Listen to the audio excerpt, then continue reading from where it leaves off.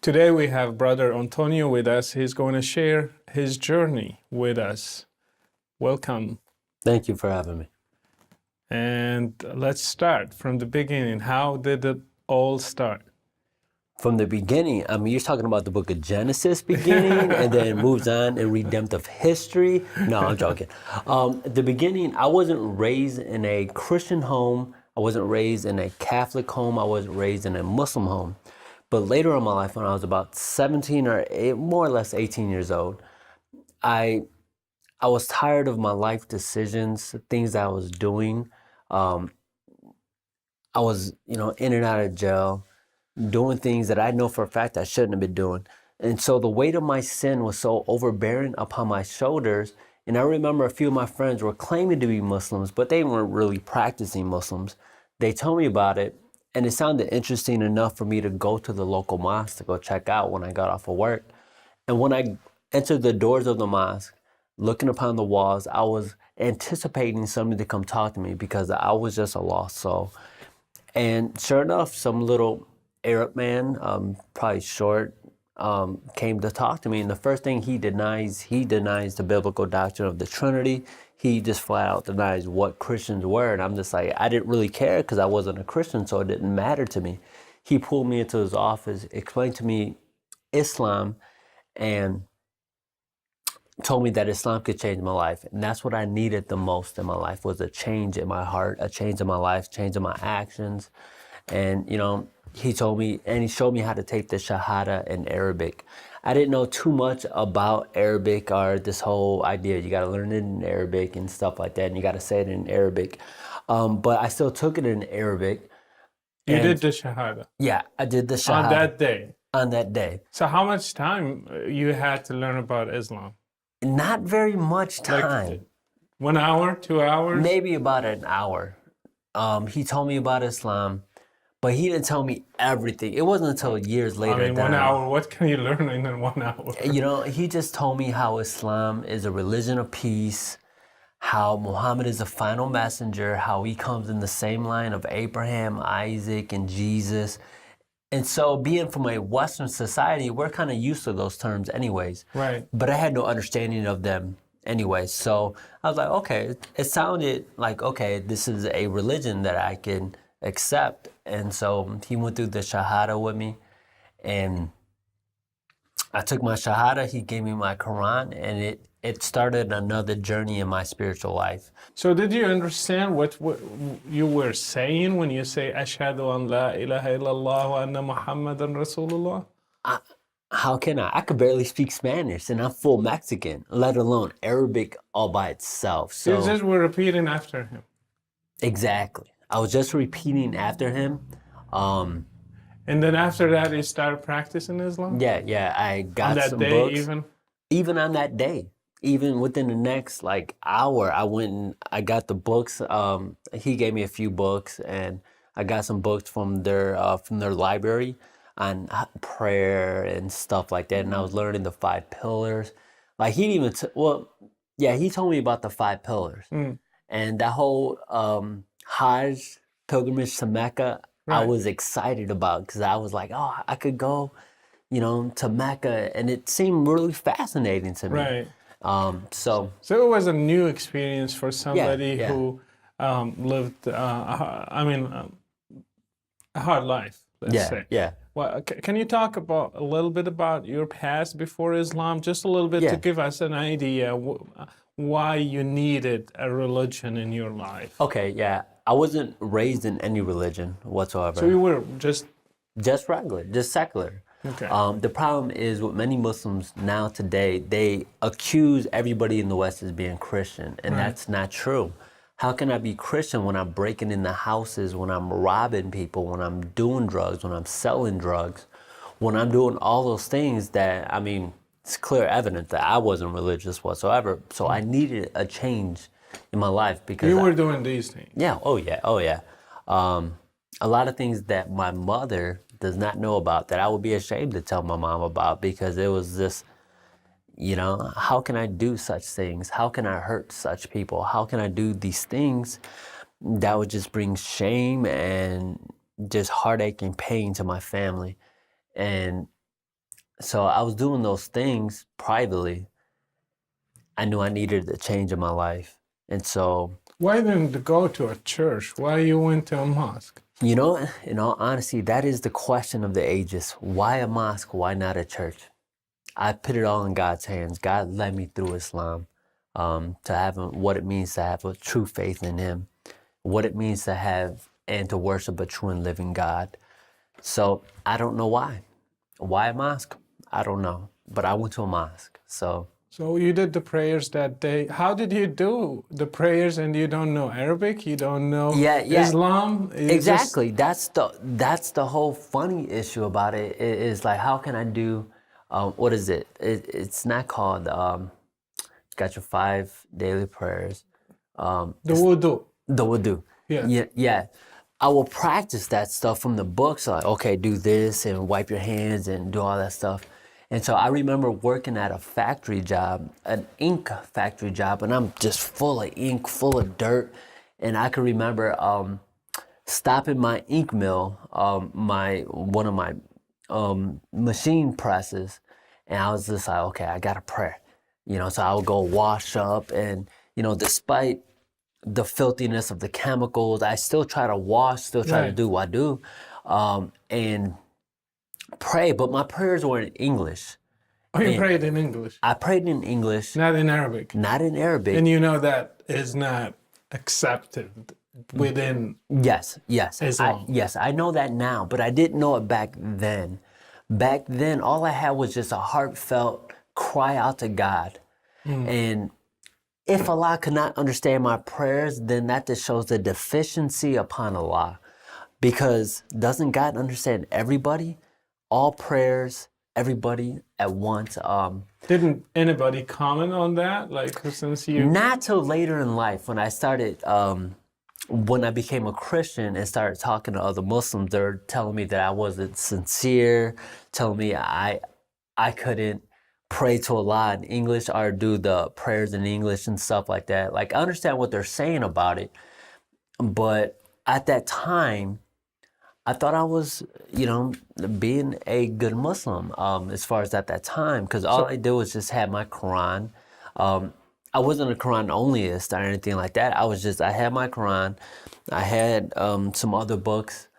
I didn't really have too much of the Hadith or anything like that, Bukhari or anything like that. Wasn't until much later, until I left Islam, that I had to learn about all this other stuff, because now I'm talking to Muslims about Jesus, but I need to know what I'm talking about when it comes to Islam. Right. So you were you just following what others are doing that day when you started doing, just watching them and like... Yeah, pretty much. Can you tell me a little bit about it? I'm eager to know. Yeah. Well, the problem is somebody didn't come alongside of me and it struck me. I was just watching individuals, how they prayed, what they were doing, and I figured, okay, I'll copy them. So I started to mimic and copy what was I seeing in the mosque. I thought it was strange. Why is everything in Arabic and I can't understand nothing? With no translator. Nobody's even translating this stuff in English where I can understand. And so... You went to khutbahs as well in the Friday sermon? Yeah. Was it in English or in Arabic? It was in Arabic as far as I could remember. And you still go there and be there? I still went because I worked many factory jobs. And so Islam was my form of spirituality, in which I went to the mosque, I went by myself, and usually by the time I got to the mosque, some of the times it was already emptied. But so I'll be the only one in there on my face praying to Allah, crying out, because I needed something more in life. And since Islam was my first religion, my first experience, I felt that it was correct at that time. Islam is true. Islam is about peace. Why not? That's what they told me. So that's what I knew. Did you learn more as time went by? Yeah, of course. I learned more, but that which I was learned, it was extremely filtered through a particular lens, because my learning and my understanding on Islam, and mainly about Christianity, because I was also learning about Christianity, but mainly from Mamati Dot. And so I was learning Islam, I was learning Christianity, other worldviews, through the lens of Islam. Why you learn about Christianity from Ahmad Didat? What? Well, because he was the only one talking about it, you know? I mean, I don't know, but he was telling me about it, Were you you know? preparing yourself to do da'wah and call Christians to You know, be Muslims? I was preparing myself more or less because I wanted to learn, and I was learning something new in my life. And so I was very vocal about it. I will tell everybody I worked with. I was probably a nuisance. People probably was just looking to fire me because that's all I did was just talk about God. And as soon as people found out that I'm a Muslim, then they kind of was like, oh, we're not going to talk to him no more. But yeah, so call it dawah, call it whatever you want to call it. I was just telling people about my newfound faith. So how did it go after that? Big sigh because I became more depressed. I became more emptied in my heart. Every time I knelt down in prayer, I was convincing my own heart, my mind was convincing my heart that this was the right way.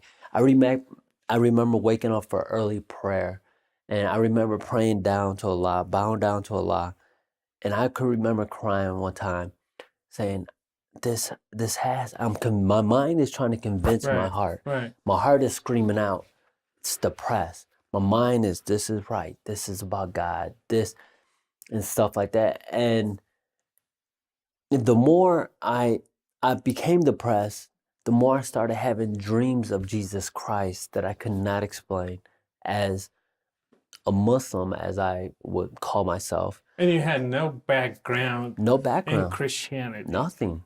No background. Like I was learning Christianity from Ahmad Didat. So that was my understanding of Christianity. Then suddenly you started getting dreams about Jesus Christ. Yeah, suddenly started getting dreams of Jesus Christ. Why not? Like Muhammad or somebody? I don't know. You know, another question for the ages. Why not Muhammad? I don't know. Those dreams of Jesus, but I couldn't explain them or anything like that. So you knew it was Jesus. I woke up with the impression that this was Jesus. Not with my theological categories of that this is the second person of the Trinity or my certain understanding of things, but I woke up with the impression, some inner feeling that this was Jesus. What did you see? A few dreams, I could explain 3 of them really vividly. I remember one night I'm swimming in an ocean all by myself, and as I'm swimming, I could see a figure sitting on a big rock. And he's fishing for me, just fishing for me. I heard no voice, I heard no words. I just seen a figure fishing for me. And I woke up and I realized that was Jesus. I didn't realize that, oh, Muhammad is calling me to prayer or anything like that. I realized that was Jesus. Another dream in which I had very vividly, I was walking up a big mountain and that same figure turned around, calling me to follow him. And once again, I woke up with that impression that that was Jesus. Another dream I had, very interesting because I could say I was in jail at this time because I had warrants out for my arrest before I took my shahada that I was avoiding the law for a long time. I figured they have to come get me because I'm not going to turn myself in. Call it what you may. But I remember I'm standing there and I see in the clouds coming a man on a white horse in the clouds with a big sword. And I could remember me going around people and telling them, Jesus is coming, Jesus is coming. And I woke up and got out of jail. So, but, you know, it was so many instances. So you started seeing dreams while you're still a Muslim? Yes. And what did you think about it? I don't know. So did you start thinking about Christianity or you just continued to be a Muslim? I continued to be a Muslim. It wasn't until I debated some Christians on some basic stuff, some basic arguments. I seen some men going door to door evangelizing the individuals, and I heard them talking about Jesus. So I figured out, well, yeah, I know about Isa. I know about this figure because it was filtrated through my understanding of what the Quran says and what these other books were telling me and what Ahmad Didat told me about Christianity. So I was just like, oh, they're wrong. how can Jesus be praying if he's God? Didn't make sense to me. How can he be God if he's asking God for miracles? Didn't make sense to me. And so as I talk to these individual men, we go back and forth in circles. I don't think these men were very knowledgeable on Islam whatsoever, or my particular perspective. But one individual in particular, he gave me the Bible and he said, read this one verse. Read it out loud. So I was like, okay, sure, no problem. Let me read it. And it was John 14:6. Jesus replied, I am the way, the truth, and the life. No man should come unto the Father but by me. When I read that verse, it was as if I heard a voice for the very first time in my life. These men, they didn't convert me. I didn't say no sinner's prayer. I didn't sign my name on a card or anything like that. All I told this gentleman, one of these gentlemen there, his name is Keith. 10 years later, kind of God wraps that story up with Keith. Very interesting. And Keith looked at me. I looked at Keith. I shook his hand. I said, you know what? I'm seeking after truth. He says, good luck on your journey. And I left the building with a doubt, who is Jesus now? For the first time in my life, now I'm questioning, is there something more to Jesus?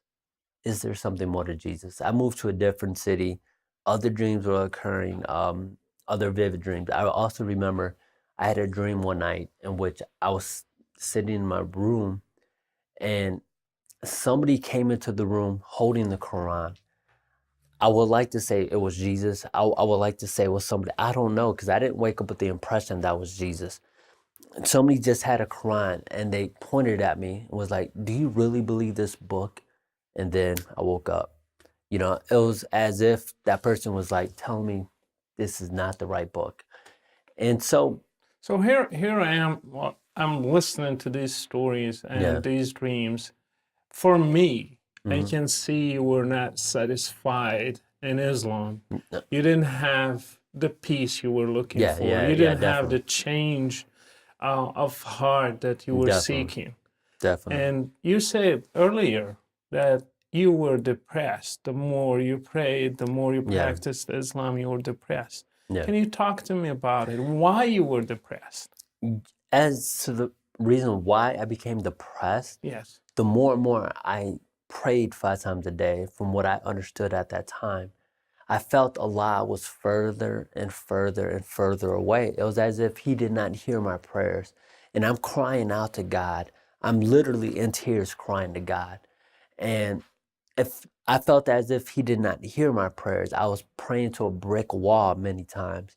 It was as if my prayers couldn't get any higher than the ceiling of the roof I was at. And so I just became more depressed. So you were not satisfied as a Muslim? I wasn't satisfied, but it wasn't really about my personal emotions. It's about truth. Truth, regardless if you're happy with it or not, truth is truth. Right.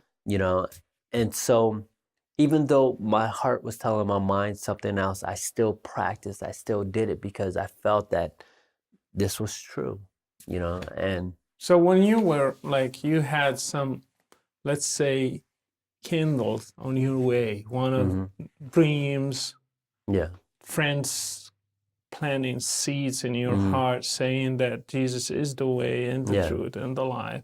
And then how that seed or those seeds flourished in your heart.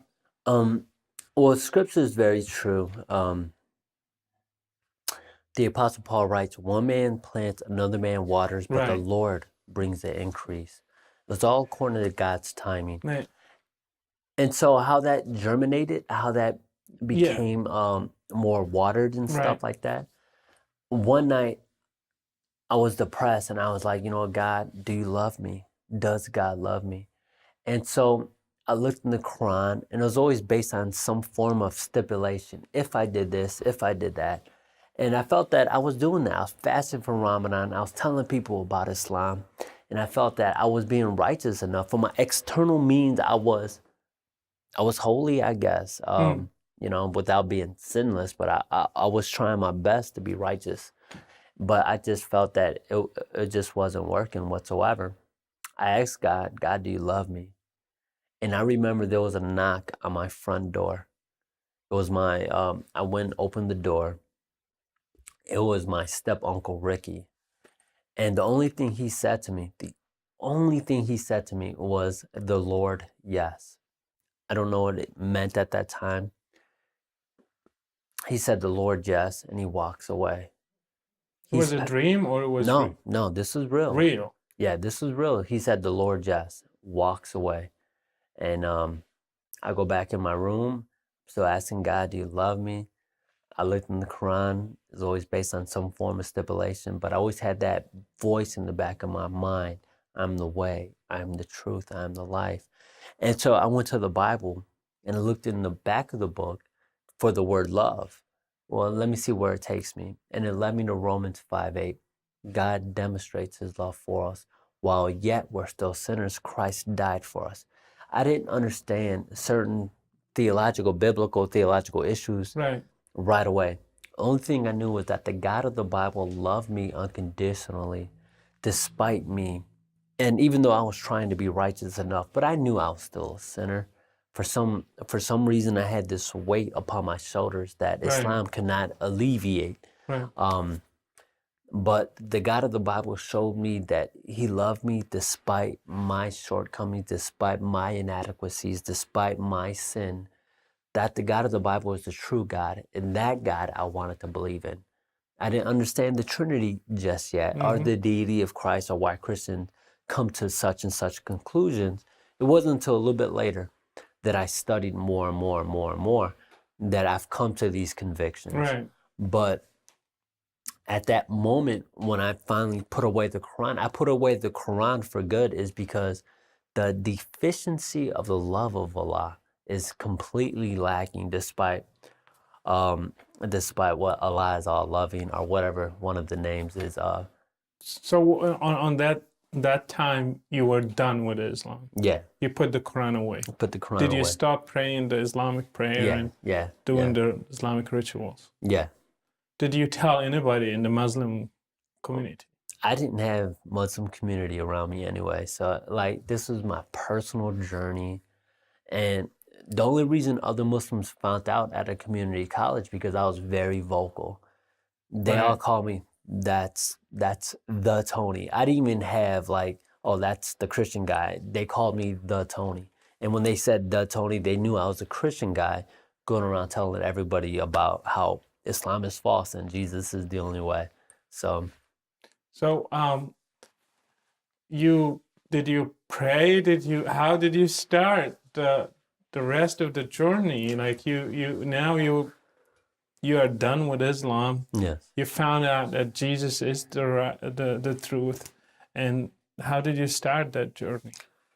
Well, the basic prayer. It doesn't have to be a proper formula.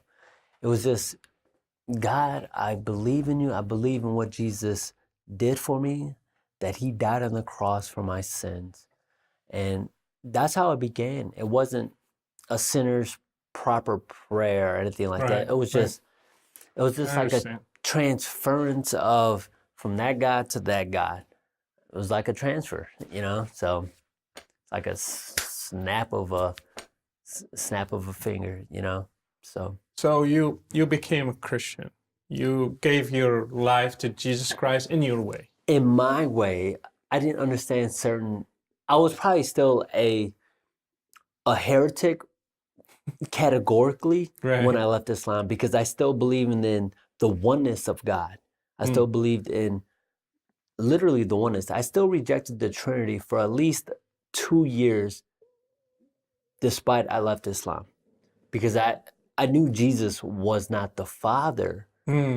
I couldn't understand why Christians calling him God if he's praying to God. Who's the Father? And so I learned later that, okay, there's a Father who is eternal. There's a Son also who is eternal. There's a Holy Spirit who's also eternal. And so it wasn't until later that my Trinitarianism, or my view on the Trinity, I became a biblical believer without the term Trinity being in the Bible. That was But let's face it, like, do you need the Trinity that time? Do you need doctrine, or you need the love of God? Like, sometimes at that. we're Yeah, yeah. discussing the wrong thing in the Well, sometimes wrong Christians do time. discuss the wrong things. I know. I just needed the love of God. I Right. needed the truth of God, and I needed Jesus. I didn't need doctrines. I needed Jesus. Right. And so that's what literally happened. How did you feel after that? That weight that was on my shoulders, that yearning, that longing for something more in life was just gone. It was as if I knew I was a child of God, as if I knew that the God of the Bible was the true God. And so that pretty much started a whole nother journey that took a very long time. So what happened after that? Do you have anything to share? How did you grow in your faith? How did you become more, Yes. or you went to depth in the Bible and theology and understanding God and Jesus? Yes. It wasn't until I met Jehovah's Witnesses. Mm. They were telling me about their view. I met them when I was locked up because now my warrants that I had in my previous life, even before Islam started to appear, started to come. It was as if God was protecting me. He knew I was going to go to jail. I was going to go to jail no matter what. It was just a matter of, am I going to go to jail as a Muslim? Came out more harder, more just angry at the world? Or do I go to jail with a purpose and a plan that has been set forth in the motion? So when I was in jail, I was very evangelistic, telling people about Jesus. I mean, I'm literally seeing guys crying, and privately, they weren't crying around everybody else. But, you know, when I kind of would go to a certain bathroom, I see grown men just in tears, crying. And at that moment, I can encourage them and let them know that despite how long it may be, it's only going to be a blink of an eye, the trust in God, that whatever difficulty you're going to go through, you will see your daughter again. Stuff like that, just little encouraging words to certain individuals as it came along. So God, if He prepared you for that moment. Yes. So I will have to say yes, because there's really no other explanation. Because when I went to jail, there was a piece on my shoulders, literally a piece. I remember being extradited to the state of Wisconsin. I'm from Illinois. Being extradited to another state, and that was the longest car ride in my life. And the entire time, I was in tears because I thought my career, my life, everything was ruined. But I had a sense of peace. I had a sense of joy that overflooded my emotions. And I knew this what God wanted for my life. So, and then it wasn't until I was there that I began to study apologetics and, you know, basic Christianity. What is Christianity? I knew Jehovah's Witnesses were wrong. I knew Islam was wrong. I just couldn't pinpoint certain things just yet until I studied, you know. And did you get a degree in theology? Later in life, oh man, my journey it's like very long. Okay, because I was eventually I got out of jail. I went back to community college. I wanted to study art because I'm an artist by natural gifting, I guess. And so I was doing art, but my art teacher told me to stop talking about God to everybody. And so that became really depressing for me because it's like, that's all I knew. All my artwork became about some form of a way for me to talk about Jesus. Everything became about Jesus. And so I knew at that moment when they threatened to throw me out of the program that I was done with art. And so I went to the computer, looked up Bible colleges, and lo and behold, Moody Bible Institute was like 45 minutes away from where I lived, and it's paid tuition. So free sounds pretty good to me at that time, especially being broke. And so I applied. Well, I sent for like 4 or 5 applications for Moody because I was afraid to apply right away because I was afraid of rejection. And so one time I finally applied. I sent it overnight delivery and I got my acceptance letter telling me I was accepted into Moody Bible Institute, and my just floodgated with tears of joy and happiness. Finally, something in my life made sense. And that began a whole nother journey too, because my second year at Moody, literally I woke up blind. I couldn't see no more, and so eventually later diagnosed with MS. And so it's another battle, but the Lord is teaching me how to rely upon Him in so many ways in which I would have never dreamed of before. So, yep. And I graduated. You graduated. I stumbled across the stage, but I walked across the stage, and it was one of the biggest accomplishments to my point in life at that time. There's so much more God has in store for me, and I'm just pursuing Him now with joy and with happiness, and I'm very evangelistic, telling everybody and every Muslim I see about Jesus. So, amen to that. Going back, just a few questions about your journey to Islam. Mm-hmm. Why you think, I'm sure you met people who converted to Islam. Yeah, oh yeah. And can you give me a summary why they convert to Islam? Are they similar? Did you find similar stories to yours? It just people are seeking God, but seeking Him in the wrong place. Yeah. Like, can you talk about it a little bit? Some of the individuals that I've later met that converted to Islam was very much similar to mine. Just the hardships of life, the depression, stuff like that, and they needed something more in life. And so they became a Muslim. Some people that I've met that became Muslims, some just got super integrated into the culture. They really got immersed in the Islamic culture, stuff like that. Those are the people who are the most interesting, because I'm just like, you're a Caucasian guy with a full beard and all this stuff, and I'm just like, well. Do you think? I don't know. I just want to understand, basically what happens to people that I left Islam and I grew up as in the heart of Islam, and I left it, and it always surprises me when I see somebody who's living in the West and trying to go back to the 7th century. Exactly. And for me, it puzzles me all the time. Well, it puzzles me now. It puzzles me because I'm just like, why are we supposed to go back to the 7th century? I honestly, the psychological reasons, I couldn't really tell you, as to why.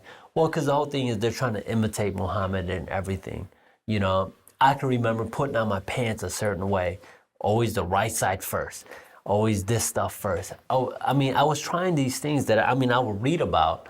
Then I was like, okay, I have to do this now. I have to do that. I have to do this. I have to do something else. It wasn't as if just, Allah, do you love me?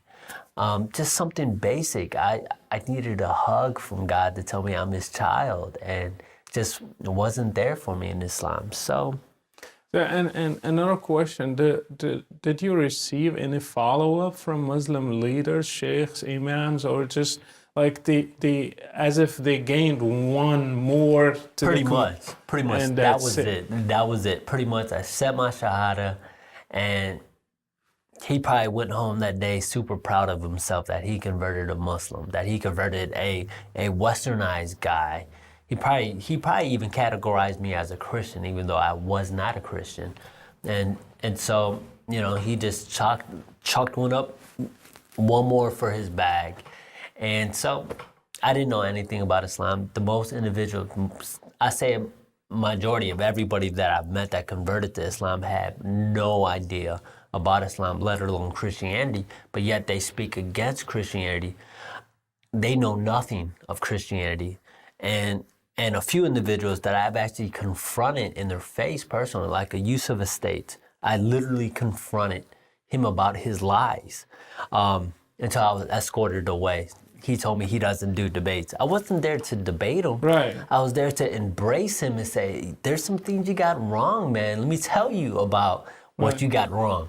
But he didn't have it. So, what can I do? One last thing. Can you share a word with people who are probably like you, being deceived by the appearance of Islam as an appealing religion or path to God, what do you tell them?